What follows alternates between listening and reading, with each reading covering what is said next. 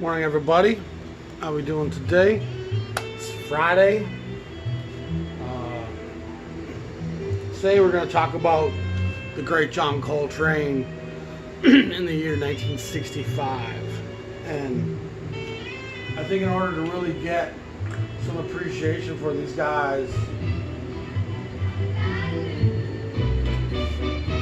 and their lifestyle and how hard they worked, we're going to dive into what Coltrane does in 65. We're just going to start off with John Coltrane Quartet plays. And this is recorded in February and May in 2 sessions with the great quartet in early 65. And this is Nature Boy, which is actually a Nat King Cole song. Here it's being done by Bobby Darin, a version I love a lot. But that's the context of what the quartet here. They're taking that melody of Nature Boy and extrapolating on it. And I think if you're not familiar with the originals of some of these songs, it's almost hard to recognize some of the magic that's taken place. Just found out one of my wife's cats is peeing on some of my 45s. Not super happy about that. But it's a prolific year for him. And some of it's the actual drive of Coltrane himself, who really doesn't rest. He's a train on a track, moving at a high velocity, and sometimes slowing that train down is more work than just getting over that next hill. You know, once that train's moving, the velocity is so strong, and the train's really driven. And the great quartet is about to be no more. By the end of 65, Alvin and McCoy have had enough, and the group is becoming bigger. The sound's becoming more cacophonic. There's less space for McCoy to do what he hears in his mind and where he wants to go. And even Elvin Jones, with all his polyrhythms and all of his incredible dynamic power and force, at some point the group becomes so big. Rashid Ali he adds a second drummer. The quartet dissolves by the end of 65. So we're going to trace what happens in 65, but some of this is also the demands of a jazz musician. These aren't rock and roll guys who record a record once a year maybe and do a little 3-month tour and call it a world tour because they played a couple shows in England or Canada. These guys are working all the time. And when they're not gigging, they're recording. When they're not recording, they're going around the country. It's a tough job, even for one of the greats and most popular jazz artists in the music in 65. Coltrane's star has become fairly prominent. Impulse has really propelled him nationally with great distribution. Most people now know him through his Miles Word kind of blues, been selling pretty much non-stop this whole time. Grab my coffee. And so Coltrane, some of it's a self-propelled movement, but some of it's clearly to the demands of a jazz musician in this industry that was feeling the pinch financially from every sector. You know, rock and roll has really taken over. Soul music starting to come to the fore. The black audience isn't buying jazz like it once did. The white audience is now pretty much college kids and hipsters. Some hippies are buying this stuff, but jazz is really being pushed out of the marketplace. And these guys are still working so hard trying to keep a toehold and justify getting paid. You know, Impulse was obviously very dedicated to John Coltrane, and his contract was probably fairly generous. I don't know any actual numbers. I'm sure they're out there. I didn't look. But he was getting paid pretty well for a jazz musician by Impulse. And Impulse has given him this blank carte blanche, do as you see fit. And I think early on, Creed Taylor tried to shape and mold him somewhat. But Bob Thielen, what's going on in Impulse in 65, they've pretty much said, you know what? The white avant-garde fans are buying this stuff, and we'll have to live with that. Because jazz isn't selling to the masses anywhere, from any label, in any genre or style. And at least if we make these far-out avant-garde free jazz records, there is a white consumer that will spend the $6 to buy these LPs. And it's obviously those guys that kept those records afloat. Oddly enough, one of my first girlfriends, her grandma had a garage sale, and I picked up 2 crazy Coltrane records from her yard sale. And most of her stuff was Ray Charles, Nat Cole, other lesser stuff than that even. I got some Hank Williams stuff there, you know. But a lot of her stuff was 50s and 60s. And she had, for some reason, 2 Coltrane records. She had Cool Say Mama and Expression, which, unbelievable to me. Unbelievable to me that these were in that collection. But anyway, Coltrane has pushed the music out. And the beautiful melody that we heard Bobby Darin singing, they've long abandoned that. And if you're in Coltrane's group, you're kind of holding on for dear life. Because his ideas and thoughts are short stories. It's not a little bit of prose where I'm going to kick 16 bars, then I'm going to come back to the corner store and let you go. Coltrane's going to go off on an epic journey. And he needs to cross a few mountains, swim a few rivers, harbor for the night, light a fire, come back up to surface for air, and maybe make his way back and say, oh shit, McCoy, you're still here. You want to play a little bit?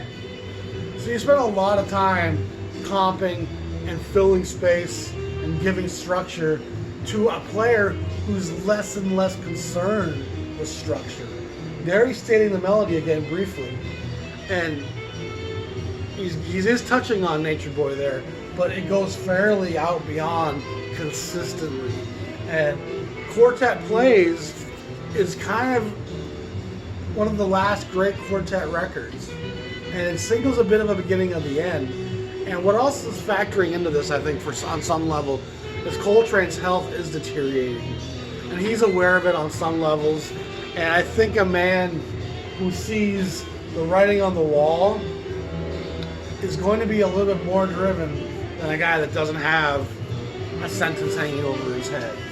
And so Coltrane's ambitions, I think a lot were driven by, I've only got so much time left. I need to see what's out there, Cosmos. Help me find that missing or unknown element. And so he continues to dig and dig and dig. And here we go now into, this was recorded in May and June of 65. And before this, in March and May, there's a Live at the Half Note CD that's from a radio broadcast. So February, May, he's doing Quartet Plays. March and May, he's doing that Half Note radio broadcast. By May and June, he's working on this Transition record. And I don't think Transition comes out until 1970. But it, again, is one of the last sessions of the Great Quartet. And it's, again, the name indicates kind of that Trane's going from the quartet phase. He's about to embrace something different. And it's going to be with more musicians making more sound. I think he's trying to blow away all the clouds that obfuscate knowledge, information, soul, spirituality. He wants Pharaoh and Rashid Ali in the group, and a host of others at times, to help find that clarity. Let's blow these clouds away so I can see the horizon. And that's definitely what I hear a lot now in Coltrane in this period. And his soul is just searching. If you look at the looks on his face, you can tell he's thinned down some. His health issues are starting to really impact him. And yet his schedule is just bonkers. Bonkers. It's just insane. So this comes out, like I said, it's recorded in May and June. It doesn't come out until 70. But then later in June, he records Ascension. And this comes out in 66. And this is not a record for the faint of heart. The group's largely increased here. Guys like Freddie Hubbard make an appearance. This is probably Hubbard's most out recording. And I've often said this is an exorcism. It's the demons have to go. And you got Elvin Jones, Marion Brown's on this, Dewey Johnson, John Kachai, Archie Shepp, Pharoah Saunders, 2 bass players with Art Davis and Jimmy Garrison. So it's quite a host of who's who of the avant-garde, but listen to it. It's buzzsaws of the Keeper of Time. Like, there's definitely some fires on the horizon. The Empire is coming. You better do what you can, Resistance. You better put up the best resistance you got right now. And this is Train just saying, guys, push the envelope. Get out there. Dig deep. Find what you can find. Report back to me. But go scout the edges of this music. And it's a tough listen. A younger me on LSD would get enveloped by some of this. But now it's a tough 40 minutes. This has the quartet in great form. This is also from, I believe, July of 65. It's a summer festival tour. He's at Newport with the quartet. And Impulse, he really only has one song on this record. And Impulse takes this as a chance to introduce the fabulous Archie Shepp. And Archie was definitely a disciple of John's. So most of side one here is the Coltrane Quartet doing one down, one up. But side 2 is pretty much made up of Archie Shepp. Bobby Hutcherson's actually playing with him, which is interesting. And it's some cerebral avant-garde. Archie's got some things to say, though. And he might be a little gruff about it, but times are tough.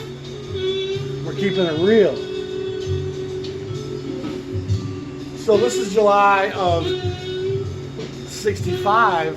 Later that same month, we find them in Paris. And again, it's part of the Antibes Jazz Festival. The summer jazz festivals were a big deal, and they were good sources of income for jazz players then, as they are now.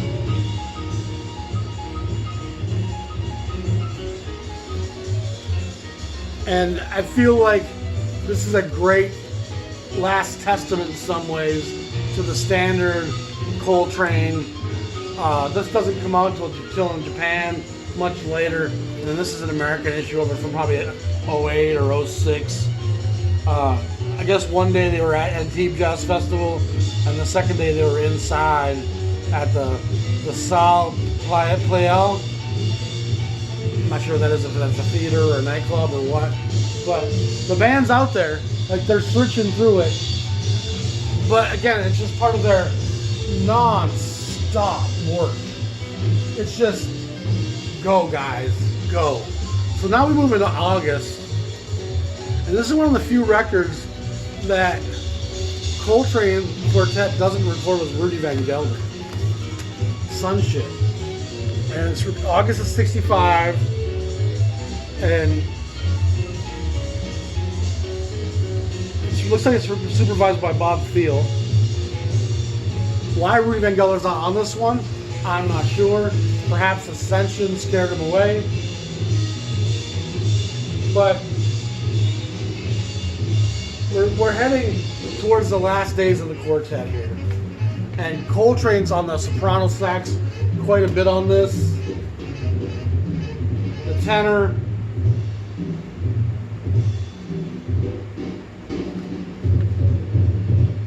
It's an interesting record. And you can see Jimmy, the whole group.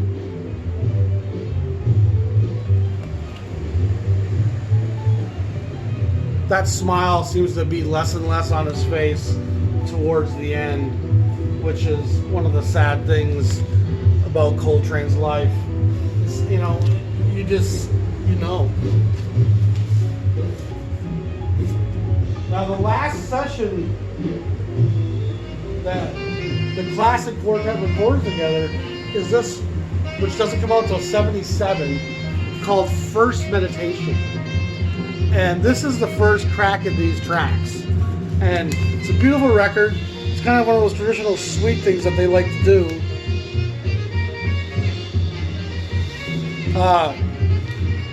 It's in 5 parts if I recall. And this version of this record, which is re-recorded by a different group 2 months later and issued. This one's unissued, and it's the quartet doing the same stuff. It's a little more inside the lines, but as you can hear, it's pretty outside the lines in places. And Coltrane's just got that desperation in his horn at this point. So he's always kind of pushing it to the edges. And in a lot of ways, it's this late impulse Coltrane stuff that shapes what a lot of people think the tenor saxophone in jazz is. And I've seen a lot of places in films where they'll have a jazz band in the background and they got some tenor player just honking and squeaking, trying to be Coltrane. But it's tough to be Coltrane, and if you ain't got the soul, the spirit, the consciousness, the integrity, it's just noise. And it can be just noise as it is, but without those elements, that's all it becomes. It's just noise. So I said this was recorded in September of '65. Later in September, they're in San Francisco for a while. Pharoah Saunders was watching, along with a guy by the name of Donald Garrett, who's a bass player who played with them earlier, I think on Africa Brass, somewhere. And he's also a bass clarinet player. And Coltrane was a fan of what Pharoah was doing at Impulse, actually. And he actually asked Pharoah to join the group. And Donald Garrett is with them for the next 3 or 4 records as well. And so the group starts to become augmented and bigger. And again, we're talking all within a month. Now we're in Seattle, and he's asked these guys to come north with him. And so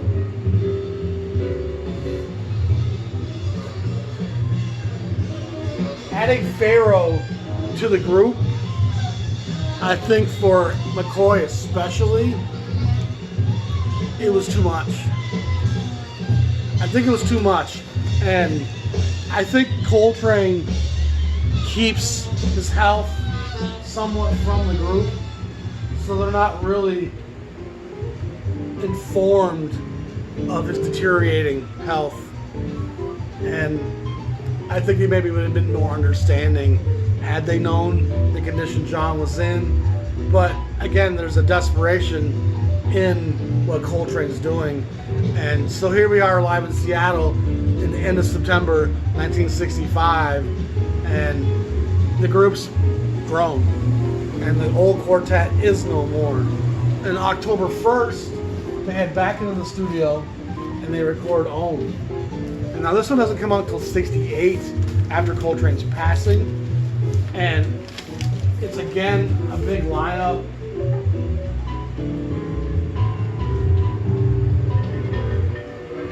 It's a rather difficult piece, like Ascension.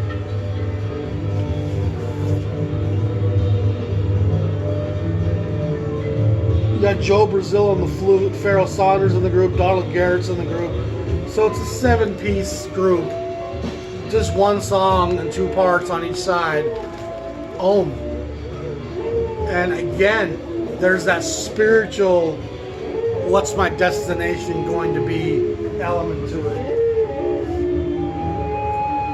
And clearly, what we're listening to is some very difficult music. And this stuff's a whole lot more fun to play than it is to sit and listen to. But it's an important documentation of a guy's life and the ending days of it. And Coltrane's freedom to do what he wanted at Impulse gives you some insight as what a guy will do when he's given, anytime he wants to record, that opportunity. He really tries and experiments with a lot of things that really have pushed the music far, far beyond jazz. You know, it's gone far beyond the constructs of even the avant-garde. It's not free jazz. It's just, what did John Lennon do? That verbal shout therapy where he's just yelling, extricating the therapy, the experiences of life, getting them off your chest. And it's a journey that Coltrane drafted a lot of young lines to go with him on. And I don't think a lot of the old cats in jazz would have even wanted to go this direction in any way. So, meanwhile, 65 continues to roll on, and in October, right before they do Om, actually, I had to look this up.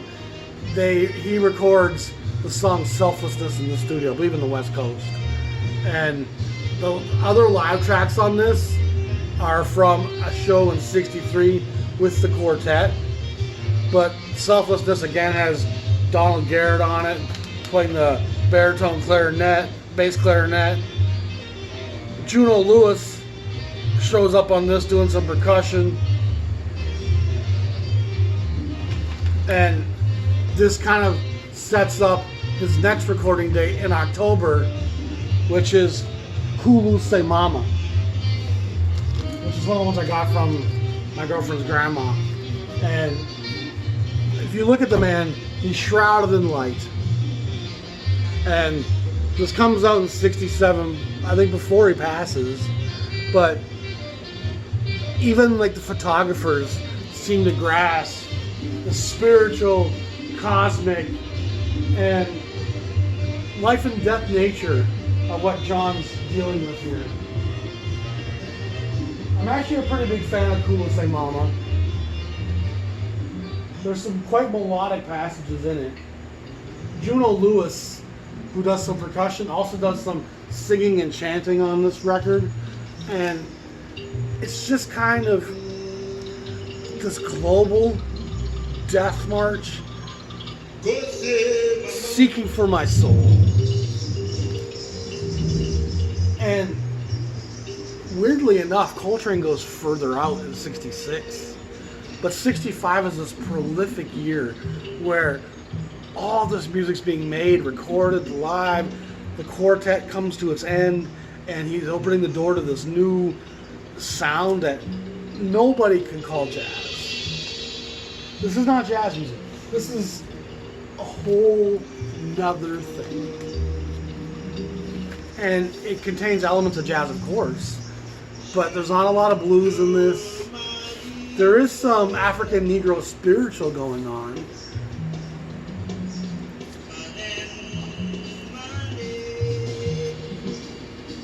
And I think a lot of this record is really beautiful, but it can get pretty out there as well. Pharoah Saunders is on it. There it is. And I think Pharoah was a license for John to push the music to its infinite boundaries. So now we wind down 1965 with the album Meditations.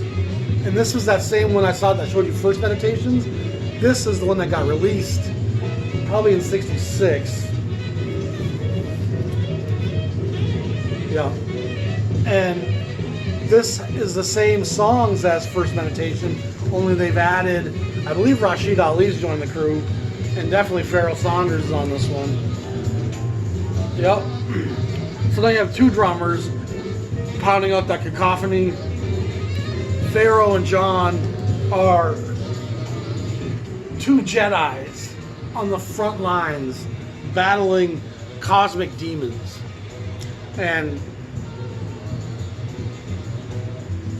what you see there, and what I've just shown you, is an incredible testament to the dedication, fervent belief in this music that John Coltrane has.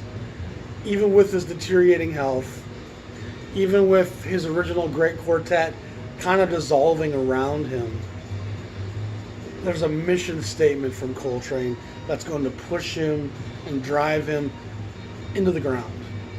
And by, of course, 67, it does. But to be in that place, to not have to work as hard. Miles works half as hard as Coltrane. You know, Miles' sessions can be sporadic. His releases were sporadic by the 60s. Coltrane is just incessant. And I'm sure part of Jimmy McCoy and Elvin's, especially McCoy and Elvin, part of why they moved on was exhaustion. There's no breaks. You know, and McCoy and Elvin are recording assignment as well, especially by 65. You know, they're contributing a lot of stuff around the jazz universe. And so it gives you some insight as how much of a lifestyle jazz was. This wasn't something you did for fun. It was something you did day in, day out. You lived, worked, slept, breathed jazz. You lived your music was your life, and it was just what was on your docket.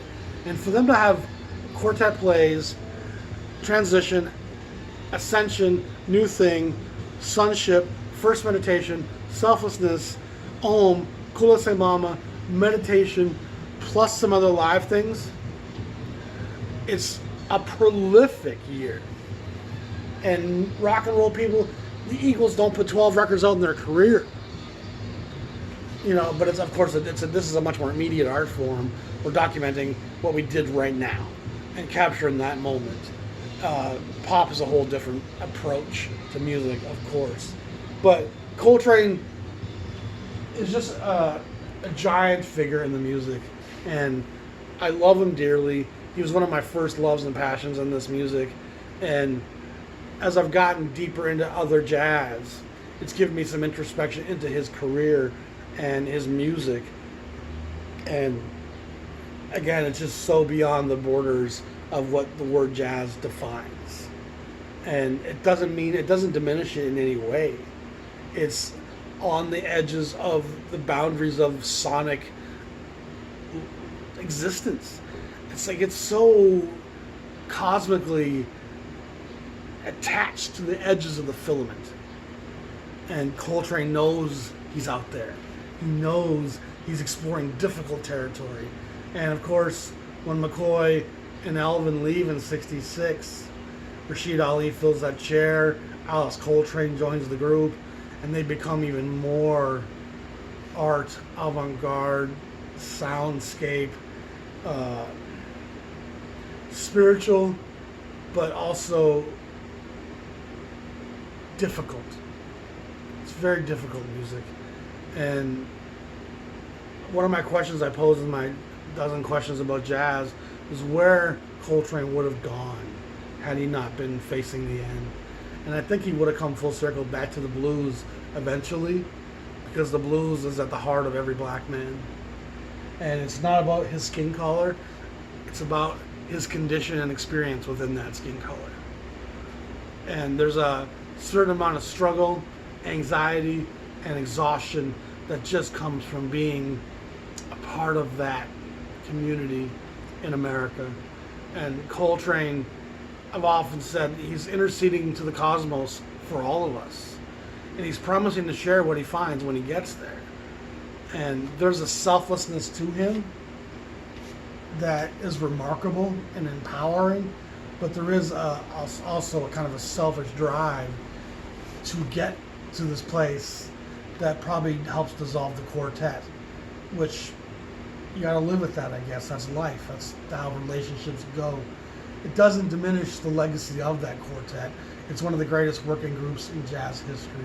That quartet stomped on the throat of many demons and stomped on the neck of many evils and opened up a lot of doors for the music, for players, and just where that music can go, where it can take you. You know, so the great John Coltrane Quartet is of immense importance in jazz history. But here we see it winding down in '65, and again, you add on to those 10, 12 dates, the live shows and the constant touring and the workshops, and it's a never-ending life that these guys dedicated to this art. And that's sacred. That is sacred stuff. When someone dedicates with such a vigil and sincerity my life to this cause, it's as important as Martin Luther King, you know. And Coltrane needs to be remembered and revered. He should have a national holiday. He's one of the great Americans of all time. And as far as I'm concerned, what he did for me as much as himself. He was trying to find the answers for all of us. And thank you, John, for your gifts, for your service to humanity. You are a giant among men, and I hold you in high esteem like I do Louis Armstrong, one of the great humans to ever walk this planet. And we should be honored to bathe in their art, to be enlightened by what they gave us and the sacrifices that they made. We should never stop thanking them for what they did. Armstrong's forgiveness, Armstrong's passionate embrace of America and the white community, that's an incredible, humble thing to do for a man that's in chains, for a man that's still incredibly oppressed, to somehow swallow that indignation and smile and say, you know what, I bet you if I become your friend and you trust me, we can change the dynamic. And Armstrong does. And Coltrane also has that same dynamic where he moves away from just speaking for himself or even just the black community. He starts speaking for all of us. And in the 60s, in that troubled time that mirrors a lot of what's happening today, and truth be told, every decade we seem to have fires to put out. It's just the sad nature of this life that we live and the greed that divides us. Cheers to Coltrane, 65, what a year. I don't think any of us could imagine working that hard day after day for something that you love so dearly and giving your life. Without almost any questions, I'm pretty sure had he relaxed some, he probably would have lived longer, but that wasn't in his DNA. It just wasn't going to be how John Coltrane operated. So y'all be safe. I'll talk to y'all soon. Have a great night. Peace.